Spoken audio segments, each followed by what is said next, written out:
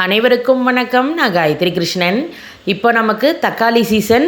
தக்காளி விலை கம்மியாக இருக்கும் போதே இந்த மாதிரி நீங்கள் செஞ்சு வச்சிட்டிங்கன்னா நீங்கள் சாதத்தில் கலந்து சாப்பிட்றதுக்கும் சூப்பராக இருக்கும். எல்லா டிஃபனுக்கும் நீங்கள் வச்சு சாப்பிட்லாம். அவ்வளோ அருமையாக இருக்கும். வாங்க எப்படி செய்கிறதுன்னு நம்ம வீடியோக்குள்ளே போய் பார்க்கலாம். ரொம்ப டேஸ்ட்டாக இருக்கும். மறக்காமல் நம்ம சேனலை சப்ஸ்கிரைப் பண்ணிவிட்டு வீடியோவை ஃபுல்லாக பாருங்கள். இந்த ரெசிபி பண்ணுறதுக்கு பார்த்திங்கன்னா நான் இன்றைக்கி 1 கிலோ அளவுக்கு தக்காளி எடுத்திருக்கேன். நல்லா பழுத்த தக்காளி பழமாக 1 கிலோ எடுத்து நல்லா வாஷ் பண்ணிவிட்டு இந்த மாதிரி பொடி பொடியாக கட் பண்ணி ரெடியாக எடுத்து வச்சுருக்கேன். இன்றைக்கி நம்ம தக்காளியை வச்சு ஒரு தொக்கு ரெசிபி கொஞ்சம் டிஃப்ரெண்ட்டாக இந்த மாதிரி பொடியெல்லாம் அரைச்சி போட்டு பண்ண போகிறோம். ரொம்ப டேஸ்ட்டாக இருக்கும். அதுக்கு பாருங்கள், நான் இன்றைக்கி 1 டேபிள் ஸ்பூன் கடுகு, 1 டேபிள் ஸ்பூன் வெந்தயம், 1 டேபிள் ஸ்பூன் ஜீரகம், இந்த 3 சேர்த்து நம்ம வறுத்தரைச்சி அந்த பொடியை போட்டு பண்ணும்போது அந்த தொக்குலேருந்து வர்ற ஸ்மெல்லே பார்த்திங்கன்னா அவ்வளோ நல்லாயிருக்கும். 3மே ஒரே அளவாக எடுத்துக்கிறேன். நான் எடுத்துக்கிற அந்த தக்காளி பழத்துக்கு பார்த்திங்கன்னா 3மே ஒரு டேபிள் ஸ்பூன் எடுத்திருக்கேன். ஃபஸ்ட்டு எல்லாமே ட்ரை ரோஸ்ட்டு தான். கடாயில் 1 டேபிள் ஸ்பூன் வெந்தயத்தை ஃபஸ்ட்டு போட்டுக்கிறேன். லேசாக அது செவக்க வறுபட்டு வர ஆரம்பிக்கட்டும். அந்த ஸ்டேஜில் நம்ம எடுத்து வச்ச 1 டேபிள் ஸ்பூன் கடுகை சேர்த்துட்டு 1 டேபிள் ஸ்பூன் ஜீரகம் அதையும் ஆட் பண்ணிடலாம். ஜீரகம் கடுகெல்லாம் வெடிக்க வரணும். இந்த பாருங்கள், இந்த மாதிரி வெடித்து ஜீரகத்தோட ஸ்மெல்லும் நல்லா வரும். அந்த டைமில் ஸ்டவ்வை சுவிட்ச் ஆஃப் பண்ணிவிட்டு எல்லாத்தையும் ஒரு பிளேட்டில் கொட்டி ஆற வச்சிடலாம். ஆறுறதுக்குள்ளே இங்கே கடாயில் 1 டேபிள் ஸ்பூன் அளவுக்கு நல்லெண்ணெய் ஹீட் ஆனதுக்கப்புறம் அதில் பெருங்காயம் ஆட் பண்ணியிருக்கேன். நல்லா தாராளமாக பெருங்காயம் சேர்த்துக்கோங்க, அப்போ தான் வாசனையாக இருக்கும். பெருங்காயம் பார்த்திங்கன்னா அந்த எண்ணெயிலே கொஞ்சம் நல்லா வறுபட்டதும் இப்போ இதில் நம்ம 1 கிலோ அளவுக்கு தக்காளி பழத்தை கட் பண்ணி வச்சுருக்கோம். அதை உள்ளே சேர்த்துட்டு அப்படியே இந்த பெருங்காயம் எண்ணெயோடு சேர்த்து நம்ம மிக்ஸ் பண்ணி விட்டுக்கலாம். இப்போ இதில் நம்ம மஞ்சப்பொடி சேர்க்க போகிறோம். 1 டேபிள் ஸ்பூன் அளவுக்கு மஞ்சப்பொடி. இவ்வளோ தக்காளி பழத்துக்கு எவ்வளோ உப்பு தேவையோ அதுக்கேற்றவாறு நீங்கள் பார்த்துட்டு சேர்த்துக்கலாம். இப்போ அதை சேர்த்து மிக்ஸ் பண்ணி விட்டுக்கோங்க.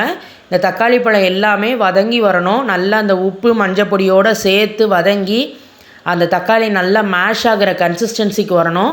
மூடி வச்சிடலாம். அப்பப்போ ஓப்பன் பண்ணி நம்ம தக்காளி பழத்தை கிளறி விட்டுட்டே இருக்கணும். இப்போ கரெக்டாக ஒரு 5 நிமிஷம் ஆயாச்சு. ஃபஸ்ட்டு போட்டதுக்கு இப்போவும் பாருங்கள், தக்காளி பழம் கொஞ்சம் வெந்து வந்திருக்கு. இன்னுமே நல்லா திக்கான கன்சிஸ்டன்சியாக மேஷ் ஆகி வரும். அது ரெடி ஆகட்டும். அதுக்குள்ளே பார்த்திங்கன்னா இங்கே நம்ம வறுத்ததெல்லாம் கூலாக எடுத்து கடுகு, வெந்தயம், ஜீரகம் எல்லாத்தையும் மிக்ஸி ஜாருக்கு மாற்றியாச்சு. இந்த மாதிரி நம்ம பொடி பண்ணி எடுத்துக்க போகிறோம். பொடியிலேருந்து வர வாசனை ரொம்ப அருமையாக இருக்குது. இப்போ இங்கே தக்காளி பழம் எல்லாமே கம்ப்ளீட்டாக வெந்தாச்சு.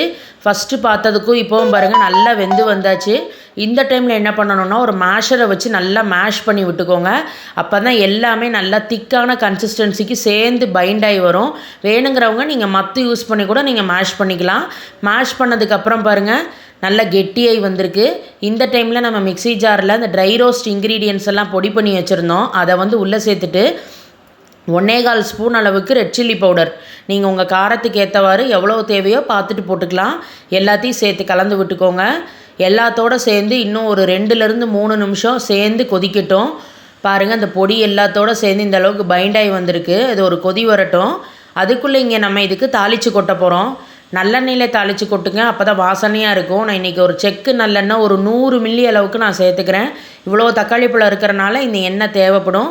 எண்ணெய் ஹீட் ஆனதுக்கப்புறம் 1 டேபிள் ஸ்பூன் ஃபுல்லாக கடுகு, இன்னொரு தடவை நம்ம பெருங்காயம் சேர்த்துக்க போகிறோம். ஏன்னா தாளித்து கொட்டும் போது அந்த பெருங்காய வாசனையோடு ரொம்ப நல்லாயிருக்கும். கொஞ்சம் கருவேப்பிலை, நல்லா ஃப்ரெஷ்ஷான கருவேப்பிலை ஒரு 2 ஆறுக்கு அளவுக்காவது சேர்த்துக்கோங்க. இப்போ எல்லாம் தாளித்து கடுகு வெடித்து கருவேப்பிலை பொரிஞ்சதும் அந்த எண்ணெயோடு அப்படியே நம்ம ரெடி பண்ண இந்த தொக்கில் சேர்த்துற வேண்டிதான். எல்லாத்தையும் சேர்த்து மிக்ஸ் பண்ணி விட்டுக்கோங்க. ஃபஸ்ட்டு நம்ம விட்ட எண்ணெய் எல்லாமே அந்த தொக்கில் ஃபஸ்ட்டு அப்சர்வ் ஆகி வரும். டைம் ஆக அந்த எண்ணெய் நல்லா கசிஞ்சு சைடில் பிரிஞ்சு வரும். அது வரைக்கும் இதை நம்ம பண்ணணும். பாருங்கள், இப்போ நம்ம எடுத்த எண்ணெய் எல்லாமே ஃபஸ்ட்டு அப்சர்வ் ஆகிடுச்சு. இப்போ கொஞ்சம் கொஞ்சமாக அது ரிலீஸ் ஆக ஆரம்பிக்குது. அந்த எண்ணெய் எல்லாம் சைடில் அப்படியே பிரிஞ்சு வர ஆரம்பிக்குது. இப்படி ஆகும்போது நல்லா அந்த நல்லெண்ணெய் வாசனையோட எல்லாம் சேர்ந்து கொதிக்கும் போது பார்த்திங்கன்னா அவ்வளோ சூப்பராக இருக்கும். இப்போ எல்லாமே சேர்ந்து கொதித்து சைடில் எண்ணெய் பிரிஞ்சு பார்த்தாலே தெரியுது பாருங்கள், உங்களுக்கு சைட்லலாம் கலர் சேஞ்ச் ஆகி அவ்வளோ அருமையாக வந்திருக்கு.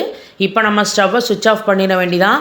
அருமையான தக்காளி தொக்கு ரெசிபி தயாராகியாச்சு. சூடான சாதத்தோட டிஃபனோடலாம் கண்டிப்பாக இந்த தக்காளி சீசனில் ட்ரை பண்ணி பார்த்துட்டு ஃபீட்பேக்கை ஷேர் பண்ணுங்கள். தேங்க்யூ.